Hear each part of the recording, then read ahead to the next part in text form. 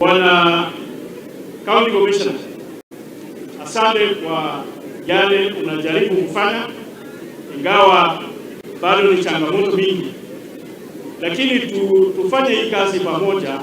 Wewe ukipeana ripoti kutoka kwa ofisi yako, sisi wanasiasa tupeane kivyetu, ili habari hizi zote sifikie yule ambaye anasimamia mambo ya security kwa Kenya.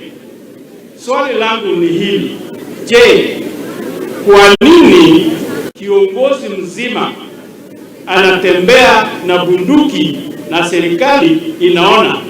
Hakuficha, anatembea tu nayo kama fimbo. Je, mko leo akitembea na bunduki atalala kwake? Hapana, sintakamatwa.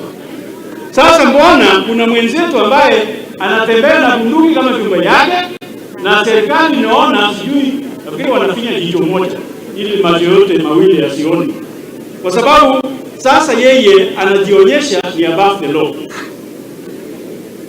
Mtu mwingine yeyote hana ruhusa, lakini gavana wa Turkana ni above the law, anapeleka bunduki vile anataka.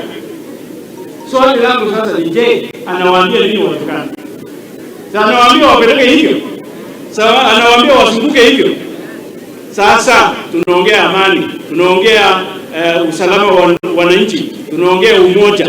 Tutakuwa wamoja namna gani kama kuna gavana ambaye ni wild as wild kama huyu ambaye ni gavana wa Turkana?